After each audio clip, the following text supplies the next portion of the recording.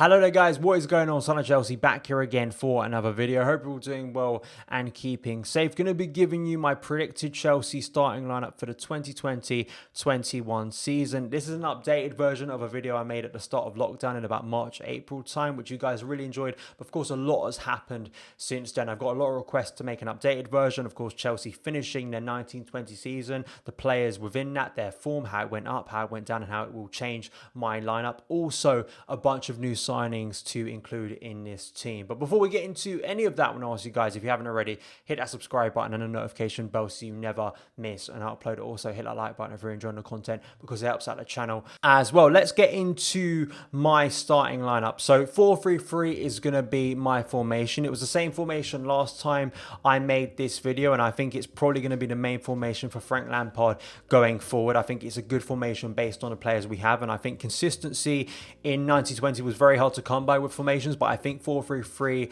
gave the most consistent results and good performances, so I'm going to stick with that, and I think it suits a lot of the players we brought in as well. Starting off with goalkeeper, this is the most difficult to predict in the starting lineup. I really think it is. It's such a problematic position for Chelsea to solve.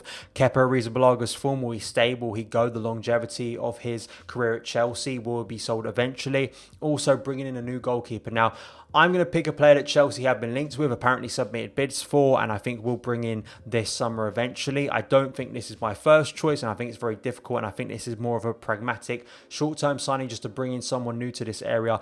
Edouard Mendy from Rennes, I think, will be Chelsea's starting goalkeeper. I think he'll be competing with Kepa. Maybe Kepa's form can improve. It's going to be a problematic position for Chelsea. If it doesn't significantly improve, Chelsea won't improve their position in the Premier League. I think that's a big thing to point out, but I think that based on Kepa's form last season, horrendously bad stats for a goalkeeper in the Premier League, we need to improve this area. So I'm going to go with Mendy in goal. Will he improve Chelsea? We're going to have to wait and see, but Mendy is my goalkeeper. Moving on now to right back, where I think there's going to be a big fight on once again for this position between Reece James and Cesar Azpilicueta. I think Dave may start the season, but I think in the long term, Reece James will be the main right back for Chelsea. I think he's got all the potential. I think his passing combination play and overlaps, I think it's so important for Chelsea's, especially creative play going forward. I think James, if he can definitely develop his defensive side of his game, will definitely be first choice of Frank Lampard. I just think he is the future. I think Dave is a very reliable player as well, has the versatility to play at left back to cover, also at centre back in a back three, so potentially Dave will find minutes there, and he is the captain of the side. So I think Reece James has got some work to get in front of Dave in the long term, but I do think 2020-21 will be the season for Reece James to break in fully to the first team as first choice right back. Moving on to my centre-back partnership. Now, firstly, I'm going to pick Kurt Zouma. I do think it's going to be a fight maybe with Fikayo Tomori for minutes, even Andreas Christensen. I think this is a lot impacted by the new centre-back Chelsea have brought in, and it's trying to find, I think, a partner, the right partner for that player. But Kurt Zouma, for me, just based on his form at the back end of 1920, I think he's probably the most consistent out of a poor defence last year. And I think definitely based on his aerial prowess, also his passing ability, and as well early on in his career when he was matched up with a more senior defender in JT, definitely performed well, and I think a similar thing could happen here for Kurt Zouma. So firstly, Kurt Zouma. Next to him, of course, the new signing Thiago Silva. I think Silva can definitely bring that leadership, maturity and danger awareness to our back four. So I think he's going to be a key figure in Chelsea's defence this season. I think he's a very astute signing. Let's hope he adapts very quickly and well to the Premier League. Left back is obviously going to be Ben Chilwell. Of course, he's got that injury at the moment, which will halt the start of his season, but I think once it gets going and once he gets fit again, I think he will become Chelsea's starting left back. It's been such a big position for Chelsea to fill this summer and improve, and I think Chilwell is going to prove himself to be a really important player for Frank Lampard. His first choice target, he's got him in, so I think he's going to play him a lot in the back four as he grows and gets used to playing for Chelsea Football Club.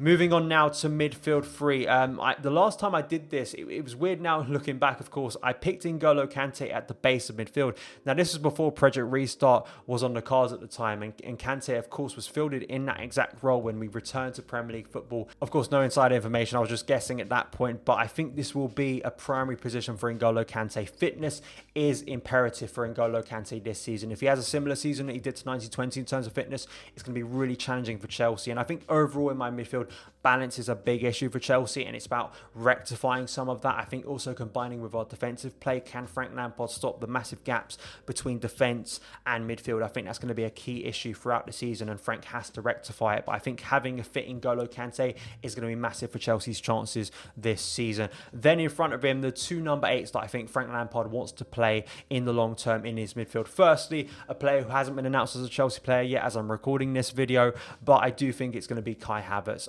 Mainly on the right of that midfield, it's going to be a massive signing for Chelsea Football Club. It really is. A surprising signing. When I made the first edition of this lineup a few months back, I did not expect a new midfielder to come in this summer, but Kai Havertz, the sensation it is, Kai Havertz will be a Chelsea player this season. So it's going to be exciting to see how he adapts to the Premier League, how he grows into that role, because I think he's going to become a massive player for Chelsea. We've spent so much on him, so I think he's going to be a key starting player. Alongside him, I'm going to pick Mason Mount because I think just based on the amount of games he played last season, how much Frank Lampard relies upon him, his versatility as well to play in a number of positions, which I think is what Frank Lampard likes about Mason Mount. I just think based on a player that played the amount he did for such a young player, 50 appearances, over 50 appearances for a player of his age, I think it just shows you how important and essential Mason Mount is to Frank Lampard's Chelsea. I think the way Chelsea play, I think Mason Mount encapsulates a lot of the best elements of Chelsea's play in terms of that pressing, in terms of that raw, natural energy. And I just think there's been so much talk about Kai Havertz coming in and Mason Mount being booted out the team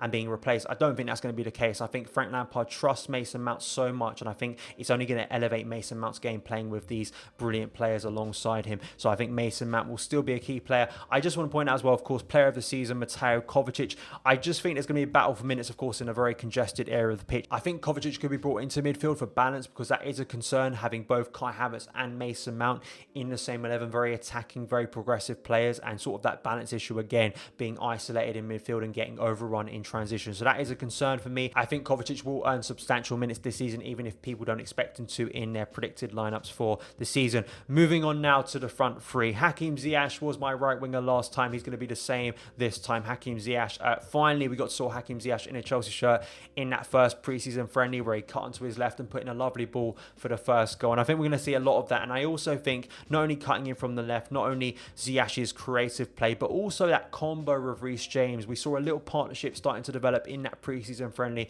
against Brighton. I think that's going to be a massive part of Chelsea's creative play on that side this season. I think seeing how that relationship works, sometimes where Reece James overlaps and Hakim Ziyech cuts inside, maybe goes a little bit deeper. We know Ziyech has the versatility to play as well, maybe in a more central role in a 4-2-3-1. So I think that's really exciting for Ziyech, and I think Ziyech may turn out to be Chelsea's most creative player, the player with the most assists come the end of the season. I think he's going to be a massive danger for Chelsea moving forward.